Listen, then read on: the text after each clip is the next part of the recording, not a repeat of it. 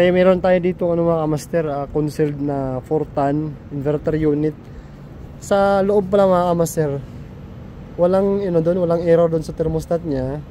Umaandar lang yung fan, yung indoor niya, pero yung outdoor hindi umaandar. Makita niyo hindi umaandar. Pagka ganun mga kamaster, akit kayo agad, tingnan niyo yung outdoor, buksan niyo. Yung makikita kayo dito sa board, ito yung outdoor PCB niya. Ito outdoor board niya. Makita niyo nagbi-blink siya. Yan. Mabilis, di ba? Ito naman yung inverter PCB niya, inverter board dun sa compressor. Makita nyo, mabilis yung blink niya. Yan, kita nyo, mabilis, di ba?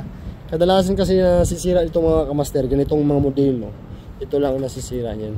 Ito, inverter board niya. Okay, so ang gawin natin ngayon, palitan natin to. Okay, so ito, tanggalin natin yung power supply niya. Hindi na tayo bababa kasi yung breaker sa baba masyadong malayo.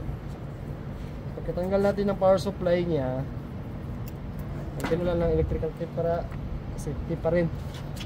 Bago nyo galawin tong board mga kamaster, bago nyo tanggalin, hintayin nyo muna ma-drain yung kuryente niya sa board. Tingnan nyo, nagbi-blink pa rin siya kahit wala ng power supply, diba? Hintayin nyo na mawala yan bago nyo baklasin, para siguradong wala nang kuryente. Okay, so natanggal natin yung luma. Yan, yung bago. Ito yung luma. Yan, yung luma. Yung bago ikakabit natin. Yan.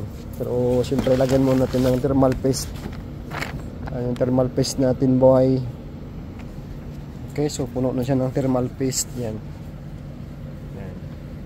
So ito, kabit na namin. Okay, kabit na natin dito. Kabits na kabits. Okay.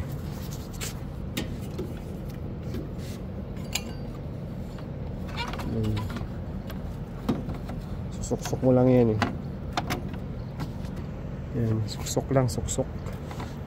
Puno ng thermal paste. Pinaliguan talaga namin para sure ball yan.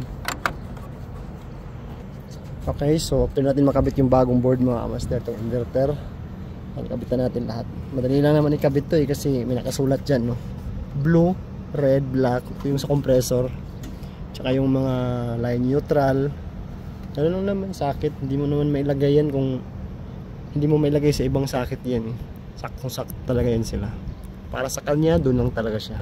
Ito sa fan motor. So saksak na natin yung yung power supply. Kabit na natin to. Kabit na natin yung power supply.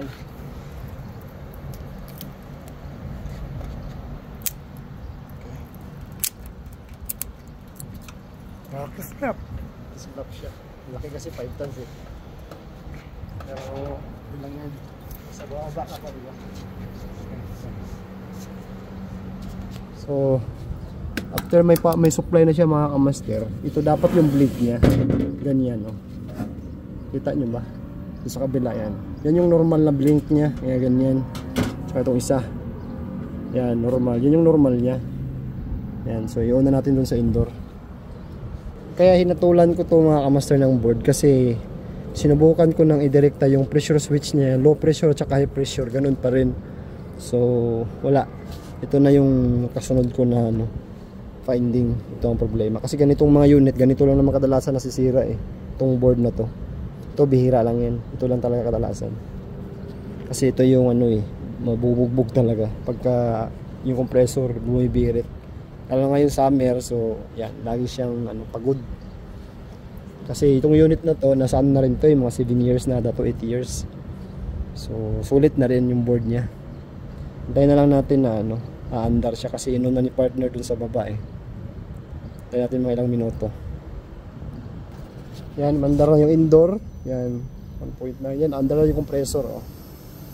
Rinig niyo yung tunog ng compressor. Yan. Pagka andar na dito yung outdoor, bigyan na siya ng signal na galing sa baba na papaandarin niya itong outdoor. Mag-i-steady na yung yung lead na yan mga kamaster. Yan, makita yung isa. Yung inverter na yan, yan, naka-steady na siya, diba? Saka itong isa. Yan. So, working good na to. Yan, umakit na yung amperahe niya.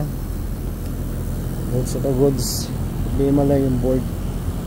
Okay, so ito na mga kamaster, ibang unit na naman to. Normal lang talaga sa mga inverter. Na kung makita nyo yung rated current niya rito 16 lang, di ba? 0.2. Yan, ito yung makukuha nyo pag bumibirit yung compressor. 19. Tataas pa yan hanggang 20, 22 pa yan. Yan. Akit na siya ng dahan-dahan. So normal lang talaga sa mga inverter na makukuha mo ditong reading is mas mataas kaysa makikita mo dito sa rated current niya na 16. Yan, 19.4 na. So goods na yan siya. Yan, working good na. Yan, malamig na ba? Yan, lamig na rin. Suction. So goods.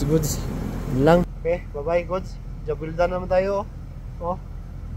Bira ka.